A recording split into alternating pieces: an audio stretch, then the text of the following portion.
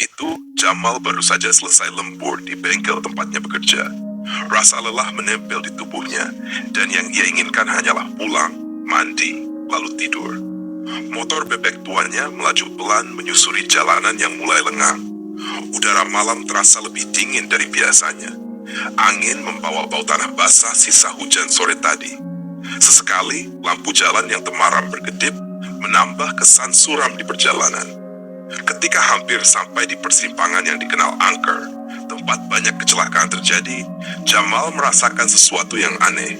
Bulu kuduknya meremang. Ada perasaan seolah seseorang memperhatikannya. Tepat di ujung persimpangan, di bawah sinar lampu jalan yang redup, seorang pria berdiri.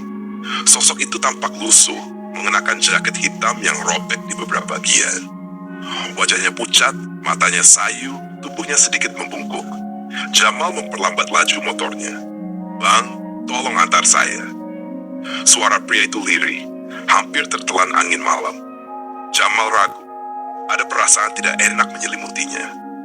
Namun, ia tetap memacu motornya, berpura-pura tidak mendengar permintaan pria itu. Baru beberapa meter melewati persimpangan, motornya terasa lebih berat, seperti ada sesuatu yang ikut naik di boncengan. Dengan tangan gemetar, Jamal melirik ke kaca spion. Darahnya langsung membeku. Ada seseorang duduk di belakangnya. Pria tadi kini ada di boncengan, menempel erat. Wajahnya pucat pasi, mata kosong menatap lurus ke arahnya. Darah menetes dari dahinya, mengalir perlahan ke jaketnya. Lalu, suara lirih itu kembali terdengar. "Kenapa ninggalin aku, Bang?" Napas dingin terasa di belakang telinganya. Jamal panik. Ia mencoba memacu motornya lebih cepat, tetapi mesin motornya tiba-tiba mati sendiri, seperti ada yang sengaja mematikannya. Dengan panik, Jamal melompat dari motornya, jatuh tersungkur ke aspal. Lutut dan telapak tangannya terasa perih, tetapi ia tidak peduli. Dengan napas tersengal, ia menatap motornya yang kini tergeletak di tengah jalan. Boncengan belakang kosong, tidak ada siapa-siapa. Namun sebelum Jamal sempat bernapas lega, suara itu terdengar lagi. Kali ini lebih dekat. "Aku masih di sini, Bang." Jamal menoleh ke belakang dan menjerit ketakutan. "Jangan lihat ke belakang." Di depannya, pria itu berdiri dengan wajah rusak. Dahinya sobek, darah mengalir menutupi separuh wajahnya. Matanya kosong, bibir membiru, tubuhnya condong ke depan seolah ingin meraih Jamal. "Bang, kenapa nggak nolong aku waktu itu?" Seketika, ingatan lama menyeruak ke dalam kepala Jamal. Malam itu, beberapa bulan lalu, ia memang melewati persimpangan ini. Ia melihat kecelakaan, seorang pria tertabrak dan tergeletak berlumuran darah di jalan. Namun, ia tidak berhenti. Ia hanya mempercepat motornya, melewati lokasi itu tanpa menoleh. "Kenapa ninggalin aku, Bang?" Suaranya penuh kepedihan. Jamal ingin meminta maaf, ingin berkata sesuatu, tetapi tubuhnya terasa beku.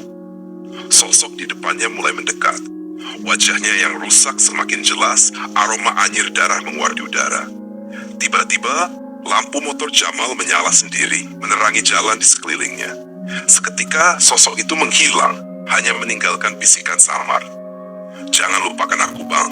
Sejak malam itu, setiap melewati persimpangan itu, kaca spion motornya selalu menunjukkan bayangan seseorang di belakangnya. Sampai akhirnya, hantu itu mulai mengikutinya ke rumah. Dia tidak akan pergi. Jamal terbangun tengah malam.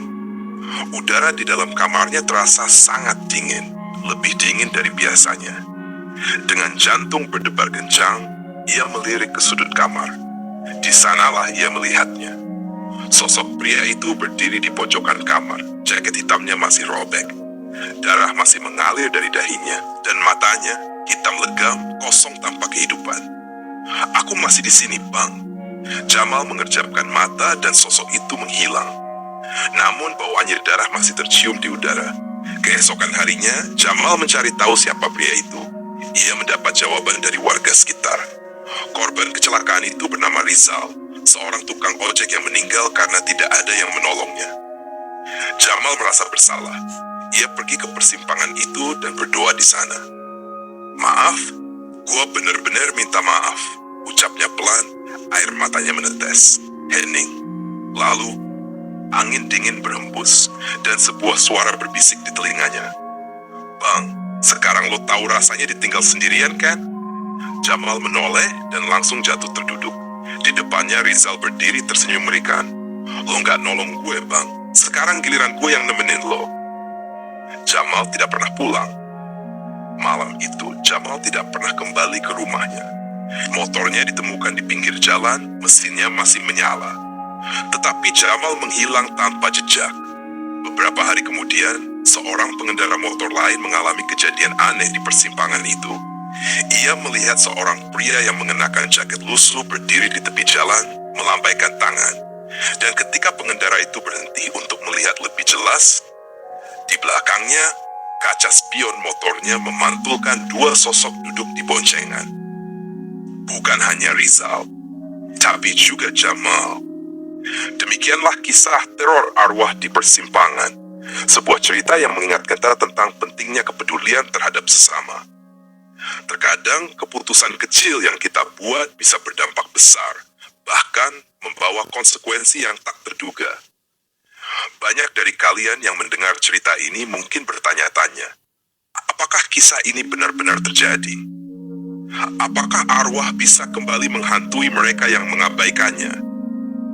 Dari beberapa pendapat yang kami kumpulkan, banyak yang merasa merinding dan takut membayangkan sosok Rizal yang terus mengikuti Jamal. Beberapa dari kalian bahkan mengaku pernah mengalami kejadian serupa, merasakan kehadiran sosok tak kasat mata, atau melihat sesuatu yang seharusnya tidak ada. Namun ada juga yang melihat cerita ini sebagai sebuah pelajaran, sebuah pengingat bahwa sekecil apapun, menolong orang lain bisa menyelamatkan nyawa, dan mungkin menyelamatkan diri kita sendiri dari penyesalan yang berujung teror. Terima kasih. Terima kasih kepada semua yang telah mendengarkan atau membaca cerita ini hingga akhir. Kami sangat menghargai setiap pendapat, diskusi, dan pengalaman yang kalian bagikan. Jika kalian memiliki kisah serupa, jangan ragu untuk berbagi. Dan tentu saja selalu waspada di jalan. Jangan abaikan orang yang membutuhkan. Karena siapa tahu mereka bisa kembali mencarimu.